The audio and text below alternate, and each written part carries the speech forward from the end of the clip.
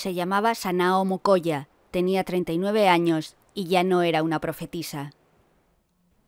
Los hilos rojos de la fortuna es una novela escrita por Neon Young, editada por Duerme Vela, con traducción de Carla Bataller Struck. Segunda parte de la saga del Tensorado, esa historia con magia, una revolución no mágica y velociraptores con plumas de colores. Supongo que con deciros que en esta parte hay más velociraptores ya os habría vendido el libro, pero merecéis, y el libro merece, un análisis más en profundidad. Lo que quieres decir es que vas a inventar cualquier cosa para estar hablando durante media hora. Eso también. Y empecemos con la sinopsis.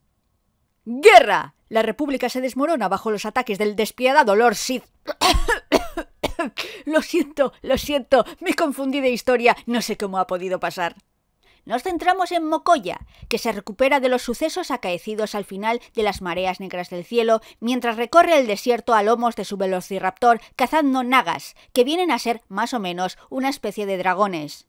Hay rumores de uno especialmente grande y feroz que amenaza la ciudad de Bataanar, donde se encuentra su hermano Akeja, con sus cosas de guerrillero, loco que mataron en Bolivia, y entonces se topa con un naga venido de tierra ignota, ese lugar tan extraño que incluso tiene una gravedad distinta, y una figura desconocida que se interpone en su camino. A ver, la sinopsis es mala, el libro no.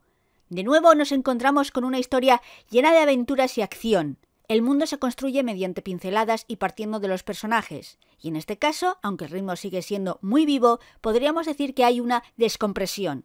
El tiempo en el que transcurre la acción se ralentiza. Un poco lo que ocurría en Dragon Ball, que la pelea con Freezer dura 287 capítulos y luego se ventila 20 años en un segundo. Es normal, al fin y al cabo la sensación de sorpresa ya ha desaparecido tras las mareas negras del cielo. Ya nos hemos acostumbrado al lenguaje no binario, a la elección de género, las relaciones homosexuales. ¿Los matrimonios abiertos? ¡Ah! ¡Que esto es nuevo! ¡El poliamor! ¿Ha hecho Neon Young un esfuerzo por repeler a la gente más rancia para que no lea su libro? Si es así, lo apruebo. Como única persona de por aquí que ha leído Historia de una demencia colectiva de nuestro amigo Freddy, tengo autoridad moral para apoyar cosas de mi cuerda durante los próximos 20 años. Como todo en este libro, no es que a lo del poliamor se le dé excesiva importancia. No, simplemente ese mundo funciona así. Ningún personaje parece resaltarlo, porque es usual. Sí, en cambio, se sorprenden, recalcan e incluso utilizan mal los pronombres con una persona no binaria, porque la gente adulta se supone que tiene que elegir un género. En su mundo es así. De la misma manera que tampoco les extraña que la magia exista. Y por supuesto, es lo más natural del mundo que quienes poseen poderes mágicos manden, porque si puedes dañar sin necesidad siquiera de poseer armas, pues es fácil, hasta que alguien las construye. Hay que ver, lo revolucionario que es poseer los medios de producción, ¿verdad? ¿Vas a aprovechar este vídeo para hacer proselitismo del comunismo? Bonito pareado. Pues no, porque eso sería aburridísimo. Y además necesitaría una botella de aguardiente, 2 vacas y un piolet. La cuestión es que sí podemos hacer un paralelismo entre los maquinistas del libro, esa gente que no posee poderes mágicos y necesita usar su ingenio para suplir esa falta de poder, y un grupo histórico real. Les Luciers, perdón, no, les Ludites. Un momento, ¿no era el ludismo ese movimiento que luchaba contra el progreso tecnológico y por tanto sería lo contrario de les maquinistes? Sí, si te crees la propaganda contra el ludismo. Los y las luditas eran trabajadores textiles que por la noche entraban a las fábricas a quemar maquinaria porque se oponían al inevitable progreso. A ver, no. Al progreso, no.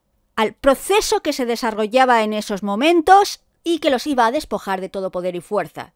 Un proceso tan transformador que lo llamamos revolución. La revolución industrial. En ciertos aspectos, la revolución industrial cambió nociones que ni la misma Revolución Francesa consiguió alterar. ¿Os acordáis, si es que queda alguien vivo después de ver ese vídeo tan largo, que en la reseña de las mareas negras del cielo hablé de que los revolucionarios franceses eran muy fans del número 10 y que incluso trataron de cambiar la forma de medir el tiempo? Adivinad quién sí lo consiguió. Oh, no se les ocurrió la locura de establecer una semana de 10 días, lo suyo fue más sutil. Haré una pregunta sencilla. ¿Qué hora es? Supongo que lo habréis mirado en vuestro ordenador o en el móvil o tal vez tengáis un reloj de pulsera. Bien, hasta finales del siglo XVIII muy pocos podrían haber respondido a esta pregunta, porque no tenían forma de saberlo. Es más, la mayor parte de las veces No importaba. A ver, había formas de calcular el tiempo, pero nada que se acerque a lo de hoy día. La noción de 8 horas del día para trabajar, que en el futuro deberían ser 4, 8 horas libres y 8 para dormir, esa noción no es que sea moderna, es contemporánea. El cambio tiene que ver con el desarrollo de la tecnología que permitió tener relojes personales a un precio asequible y la revolución industrial, con todas esas fábricas que necesitaban medir el tiempo para coordinar su producción, con el invento de la locomotora, el tren, que seguiría horarios en gran parte para ayudar a la industria en esta coordinación. Sí, lo sé, lo que digo no es nada nuevo, es la teoría de E.P. Thompson. Este proceso cambió cómo vemos y medimos el tiempo, sobre todo porque lo homogeneizó, creando las zonas horarias con la hora media de Greenwich como base y sistemas para que fuera posible comunicar la hora concreta a la ciudadanía, haciendo, por ejemplo, que desde 1905 se transmitan por radio, estandarizándose desde 1924 por la BBC en una señal en concreto. Muy reconocible. Si tenéis capacidad auditiva, la habéis escuchado al menos una vez en vuestra vida.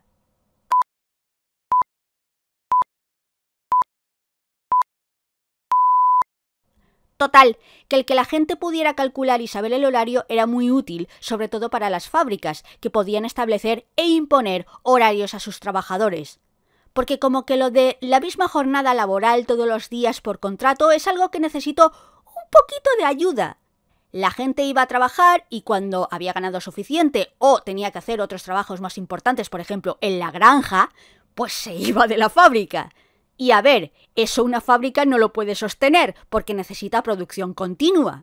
En plan, bueno, yo ya he producido suficiente para mí, pues me voy. No, tienes que quedarte para seguir produciendo. ¿Para quién? ¡Para mí! Tienes que entender que era una nueva idea. El sueldo de la fábrica no era el único ingreso de esa gente, ni el trabajo allí la única actividad de la gente trabajadora. Así que se les fue quitando todos esos ingresos y trabajos hasta que solo les quedó la fábrica y lo único que podían vender su fuerza de trabajo. Por ejemplo, fue un empeño del liberalismo dentro del capitalismo industrial el privatizar las tierras comunes. ¿Por qué no? Productivas en el sentido industrial no eran, pero podían dar de comer a un pueblo. Pero no solo eso, privatizar tierras conllevaba también cerrar los caminos que los recorrían. Añade a esto que los pequeños artesanos no tenían nada que hacer contra las manufacturas masivas de los procesos industrializados, con lo cual un montón de gente se quedó sin medios propios de subsistencia. Aquí es donde entran, entre otros, les luditas, seguidores de un tal Ned Ludd, personaje de discutible existencia que siendo aprendiz de tejedor destruyó 2 máquinas de coser en un arrebato de ira. Los y las luditas no destruían maquinaria industrial por destruir, ni siquiera destruían únicamente innovaciones, sino que eran un grupo organizado que luchaba contra los patrones que imponían condiciones injustas, horarios de trabajo inhumanos por una mísera paga. Y además da las gracias que te dé trabajo, que mira toda esa masa de candidatos empobrecidos que no tienen otra forma de ganarse el pan. Duró poco, de 1811 a 1816, pero podríamos decir que fue uno de los antecedentes directos del sindicalismo. Y son como les maquinistes de la saga del tensorado, porque se trata de un grupo de personas que lucha contra una minoría propietaria de los medios de producción y monopolizadora del poder político, y lo hacen por medios violentos. Tú tendrás todas las máquinas de hilar, pero yo tengo piedras. Y muy mal carácter. Les maquinistes tratan de suplir la desventaja que sufren frente a los tensores al no tener poderes mágicos con ciencia. Inventan transmisores, pistolas, la bomba atómica, esas cosas. No nacieron con la capacidad de usar la magia, de tensar la realidad, pero lo suplirán con inteligencia. Meritocracia, más o menos, que luego para ti trabajan les hijes de la protectora Sanao Hécate, que magia tienen bastante. Aunque en el caso de Mokoya, en este libro, bastante menos, porque su mayor don, que era profetizar el futuro, pues como que no lo tiene ya. Akeha es líder de les maquinistes y tú lo entiendes por su historia, por su antagonismo con su madre, pero ¿qué hace Mokoya allí? Pues es más dudoso, sobre todo porque no ayuda directamente. No tiene ni los ideales políticos ni sobre todo las ganas de Akeha por liderar una revolución ni por liderar nada realmente. Su enfrentamiento con su madre es más de pasividad que una rebelión cara a cara. Porque la jefa de todo el cotarro, la que corta el bacalao en el protectorado, el boss final, sigue siendo la protectora, que rige con puño de hierro y desea acabar con la rebelión. Por eso, frente a los rumores de que un naga gigante pone en peligro la ciudad de Bataanar, ofrece llevar su ejército allí, porque se preocupa. Y no, ya sabes, porque quiere aprovechar para aplastar a los rebeldes que están allí. ¡Qué cosas tenéis! ¿Acaso no es ese su deber como líder? ¿Acaso no es esa la razón de ser de el protectorado? No solo el lugar ficticio de la novela, me refiero a la figura política del protectorado, que es un estado controlado y protegido por otro estado soberano, dejándole más o menos libertad en cuanto a sus asuntos y política internos. Se diferencia de una colonia en eso, aunque, bueno, disimular colonización usando la forma de protectorado se ha hecho. Digamos que muchas veces es el equivalente de un mafioso entrando a una tienda y diciendo: «Vaya, vaya, qué bonito negocio tienes aquí. Sería una pena si le pasara algo». Y el de la tienda termina pagándole un porcentaje como protección. ¿Le extraña a alguien, por tanto, que Gran Bretaña tuviera toda una red de países clientelares a la que se le denominaba protectorado británico? ¿Quieres decir que tenían un imperio colonial y además un protectorado? Sí, majísimas personas. Por cierto, Singapur, de donde es Nyonyang, fue en principio una ciudad fundada como puesto comercial por la Compañía Británica de las Indias Orientales y luego colonia británica, no parte del protectorado. Por si os lo preguntáis, sí, España tuvo un protectorado, que fue el Protectorado Español de Marruecos o Marruecos Español, en el que se produjeron conflictos como la Guerra del Rif, de la que se recuerda el desastre de Anual, pero un poquito menos que España utilizó armas químicas contra la población civil. El Sáhara español era, en cambio, una provincia española en África. Pero total, que hay otros muchos y muy variados países contra los que despotricar. ¿Voy a escoger la Rusia moderna? Por supuesto que no, porque quiero vivir tranquila. O vivir a secas, así que voy a elegir un país que pasa muy mucho de puntillas por el hecho de que ejercieron el protectorado. Japón. Porque Japón no invadió Corea en 1905. No, que va, les invitaron a pasar. Que sí, que hubo un acuerdo que se firmó mientras el ejército japonés guardaba puntos estratégicos en Corea. Lo hizo por propia voluntad, señoría, mientras apuntaba con una pistola a la cabeza de su hija pequeña, así como por casualidad. El que era emperador de Corea mandó cartas a monarcas del mundo y al presidente francés, denunciando el acuerdo ilegal. ¿Le hicieron tanto caso como creéis? Ninguno.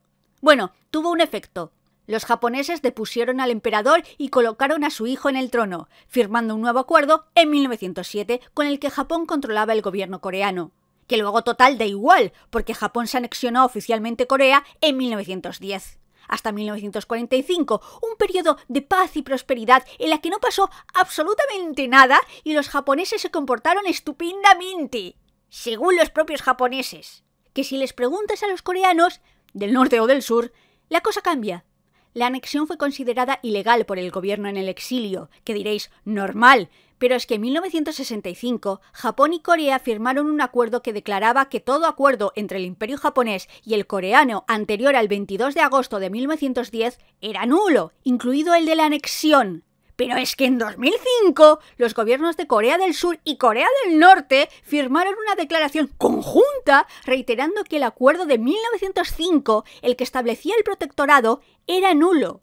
Que aquí igual ya parece una reiteración obtusa, pero es que en 2010 Corea del Sur estaba expropiando propiedades y otros bienes de gente que había sido identificada como colaboradora de los japoneses al tiempo de firmarse el acuerdo.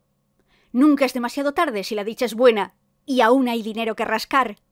La cuestión es que el protectorado se basa en la premisa de que un pobrecito estado pide a su primo el de Zumosol, quiero decir a otro estado fuerte y atractivo, que lo proteja frente a amenazas, reales o inventadas. En los hilos rojos de la fortuna existe una amenaza real, un enorme naga que pone en peligro la ciudad de Bataanar. Frente a esto, el Rajá se plantea llamar o permitir que el ejército de la protectora entre.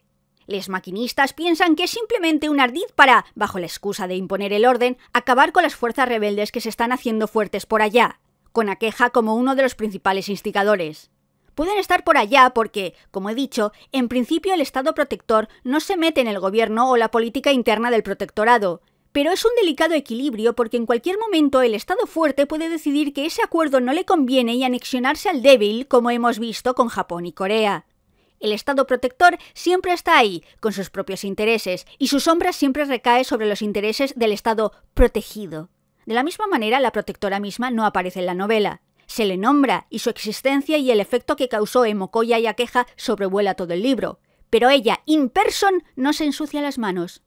Es como el emperador Palpatine en Star Wars Episodio 4, aunque en este caso funciona un poco al revés. Mientras el emperador es mencionado en el episodio 4 para luego aparecer holográficamente y por último físicamente en los episodios 5 y 6 respectivamente, la protectora aparece en las mareas negras del cielo y allí somos espectadores de su sangre fría, para luego solo ser mencionada en los hilos rojos de la fortuna. Cosa que sigue funcionando y sigue siendo efectiva, porque ya sabes de lo que es capaz esa mujer. Sin embargo, la mención a Star Wars es apropiada en más de un sentido, ya que lo curioso con la saga del Tensorado es que se me hace muy space opera, porque pese a existir criaturas de fantasía y magia, habla de esta de una forma que le asemeja a la ciencia. No me refiero a que cree un sistema de magia perfecto y supercurrado, sino que describe el uso y los efectos de la misma de manera que parece que esté hablando de física teórica. De hecho, parece que está usando términos de la mecánica cuántica. Básicamente, la rama de la física que estudia la naturaleza atómica y subatómica, lo del principio de incertidumbre, la función de onda, el gato de Schrödinger, los universos paralelos... O sea, física con drogas. Que luego ya llegamos a la teoría de las supercuerdas, que más parece filosofía que ciencia. Por lo que he entendido, es una teoría que lo explicaría todo, todas las partículas y las diferentes fuerzas fundamentales, y es como demasiado bonito para ser cierto. Porque resulta que la gravedad no puede unirse a las demás fuerzas físicas, la débil, la fuerte y la electromagnética, que en cambio sí se unen en las teorías de gran unificación. La principal razón por la que éstas no se pueden unir a la gravedad es porque esta es una teoría clásica que no incorpora el principio de incertidumbre. El principio de incertidumbre, esa movida... ¿Movida? Es un término científico. Esa movida que dice que no puedes saber la posición y velocidad de una partícula subatómica al mismo tiempo. O una u otra. Si sabemos la masa y la velocidad de un objeto, podremos saber dónde está en el espacio. Pues va a ser que no. ¿Que no? ¿Cómo que no? Depende. Pero si esa certeza se desvanece, ¿qué nos queda? ¡Gatos! A eso hay que añadirle que si la materia y la energía son lo mismo, y no podemos saber la posición y velocidad a la vez, una partícula puede estar en 2 puntos al mismo tiempo. O en todos, hasta que la observas. Es alucinante. De hecho, es como magia. Neon Yan describe la magia de su mundo exactamente así. Hay un momento en la novela donde un personaje se puede teletransportar y el modo en que lo hace, el modo en que lo explica, es de esta manera. Cuando me diste el ancla ayer, dijiste que plegabas el remanso. Sí. ¿Me lo puedes explicar? ¿Cómo se pliega algo que no tiene forma, ni principio ni fin? El remanso no conoce el tiempo ni el espacio. Es todo lo que fue y todo lo que será conectado. Si juntas un punto con otro, puedes viajar entre ellos. Y esta forma de explicar la magia, funciona también para explicar el personaje de Mokoya. No es solo ¡hala, magia, qué guay!, sino que es un instrumento narrativo. Porque tras estar segura de todo, tras vivir en un universo newtoniano, determinista, Mokoya ya no está segura de nada. No puede ver el futuro, no puede ser una observadora. Es una partícula más y debe aprender a fluir, a dejarse llevar, a curar sus heridas. No las físicas, sino las emocionales. Porque hasta entonces estará en todos los lugares y en ninguno. Y en un universo donde existe un imperio conquistador que se llama a sí mismo protector, no estar del lado de nadie es estar a favor del opresor. De la misma manera que la industrialización cambió la concepción del tiempo y la mecánica cuántica cambió nuestra concepción del universo, el protectorado necesita una revolución. ¿A qué llevará? No lo sabemos. Es todo incierto. Nada es determinado o inamovible. El género, la familia, el universo. Disolver la memoria, disolver su persona.